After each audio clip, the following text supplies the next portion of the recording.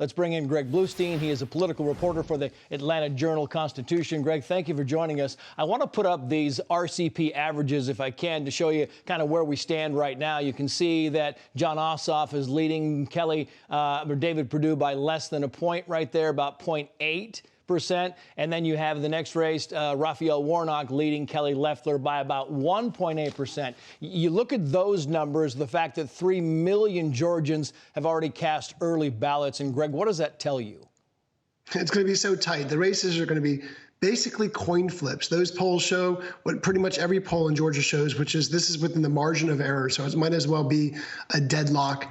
And it all comes down for Republicans to Election Day turnout on Tuesday, because they know, every Republican operative I've talked to knows that there's a deficit there. Democrats have about a 200,000 or so vote advantage. Maybe that's a little bit high, maybe that's a little bit low. No one's for sure, but Democrats definitely have a formidable early vote advantage that Republicans need to make up. And the president still casting doubt on the election results in Georgia. How does that play into those who might show up, might not show up, the overall race? Yeah, look, that's the frustration of the campaigns, of the operatives, of the analysts, of Republican elected officials here, that the president continues to talk about his own election grievances and not about the Senate runoffs.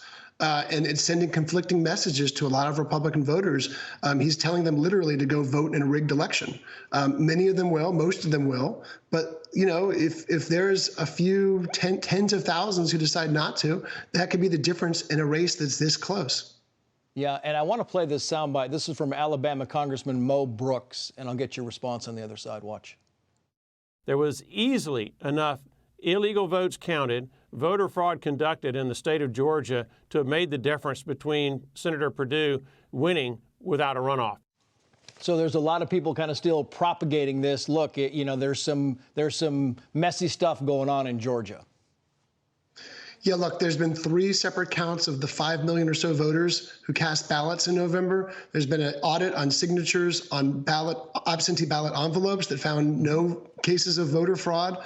And state Republican elected officials, including Brad Raffensperger, the Secretary of State, Lieutenant Governor Jeff Duncan, have all said that these grievances, these claims are unfounded. What they're saying is move on, focus on Tuesday, and not looking behind you.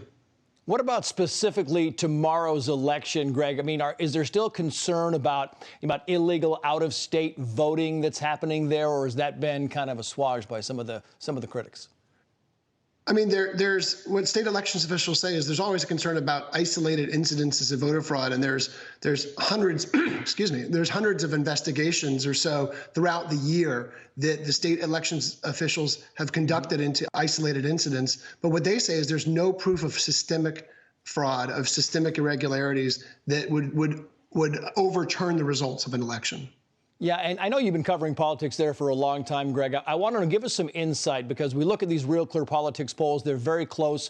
What are we not seeing? What should we be looking for tomorrow or as the results start coming in? I mean, maybe the foremost thing for Republicans that I'm looking at is turnout in North Georgia, in Northwest Georgia in particular. That's where President Trump is going tonight. He's going to the city of Dalton, the carpet capital of the world. He's going there because voter participation has far lagged behind other districts, including Republican-controlled districts. So if Republicans can't get voter participation up there, their turnout rate up there, then they're in for a long night Tuesday. Greg Bluestein, it's good insight. Thank you, sir. Thank you.